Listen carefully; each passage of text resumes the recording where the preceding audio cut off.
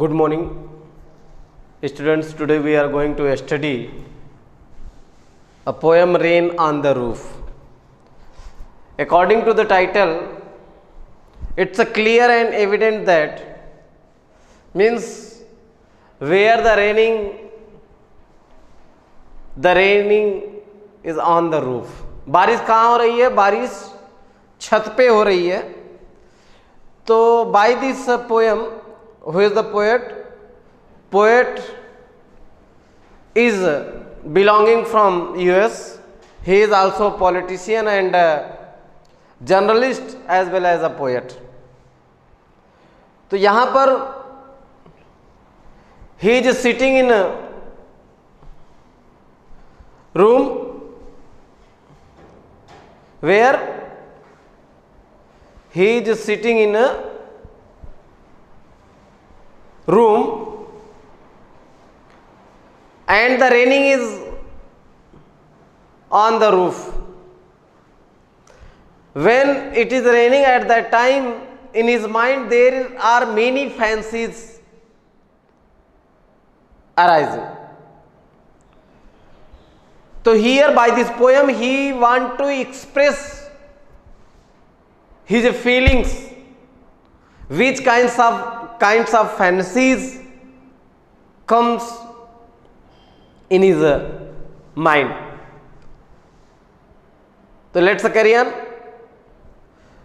When the humid shadows hover over all the starry spheres and the melancholy darkness gently weaves in rainy tears, what a bliss to praise a pillow of a cottage chamber bed and lies listening to the patter of the soft rain overhead. So by this poem the poet is saying that humid shadows, what it means of the humid shadows, means humid shadow means raining clouds. Okay वैसे भी humid means moisture होता है. तो here raining clouds. Hover means होता है मंडराना. आप देखते हो कि जो क्लाउड्स होते हैं मीन्स जब ये बरसने वाले होते हैं तो ये क्या करते हैं, जो है तैरते हैं ना, फ्लाई करते हैं. ठीक है, तो मंडराना होता है. Over the star, starry means होता है group of stars are the stars are the lit up in a sphere means a sky. तो ओके देखते हैं. when the humid shadows over means when the raining clouds flying or the hover where over all the starry spheres means the sky is completely lit up in the lit up from the stars.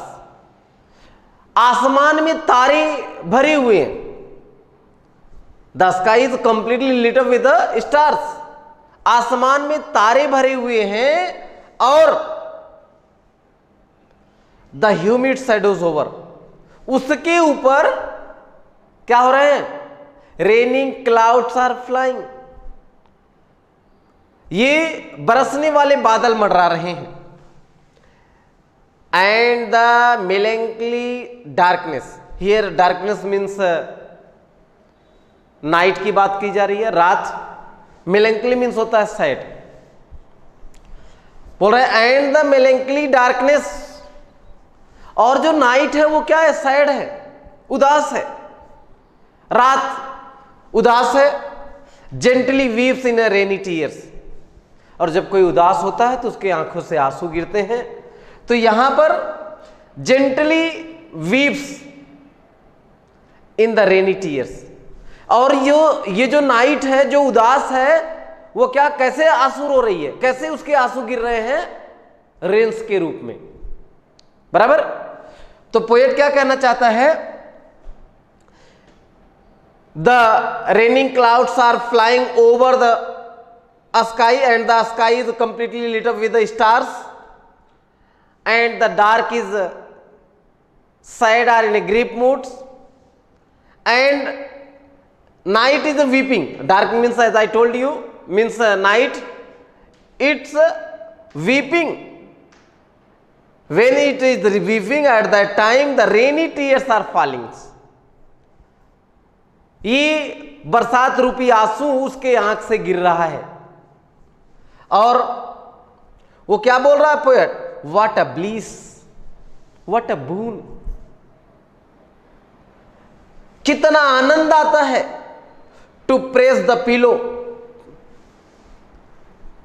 तकिए को यहां पर press का मतलब press the pillow, जब तकिए दबाते हैं यानी कि जब हम अपने सर को तकिए पर रखते हैं तो वो सॉफ्ट होती है ना पिलो, तो दब जाती है।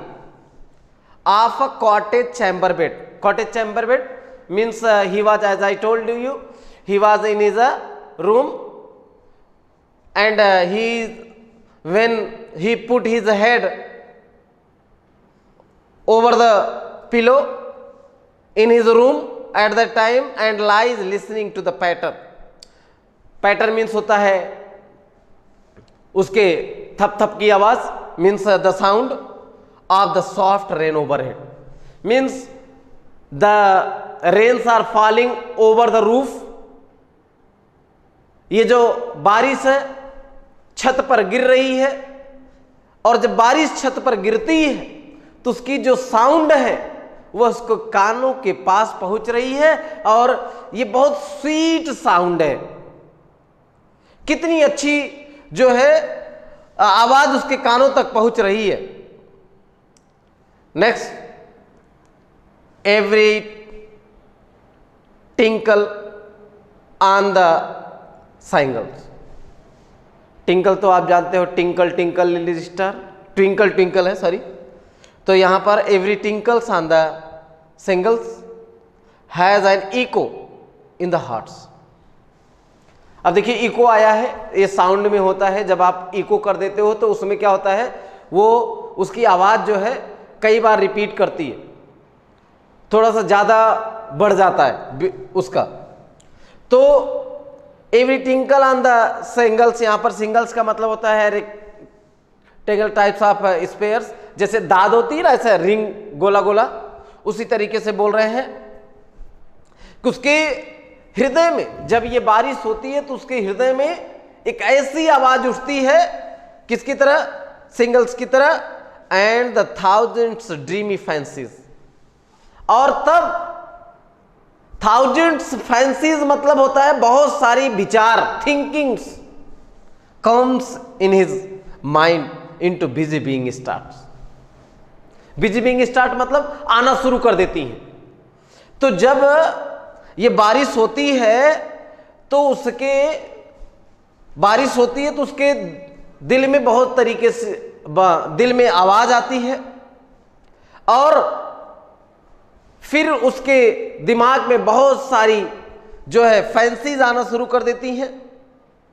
एंड थाउजेंड्स रिकलेक्शन, वो जो यादें हैं वो क्या है? थाउजेंड्स, हजारों, रिकलेक्शन माने पुरानी यादें, ओल्ड मेमोरीज। तो and thousands recollections weave their air threads into woof. Woof मतलब भी यहां पर साउंड है।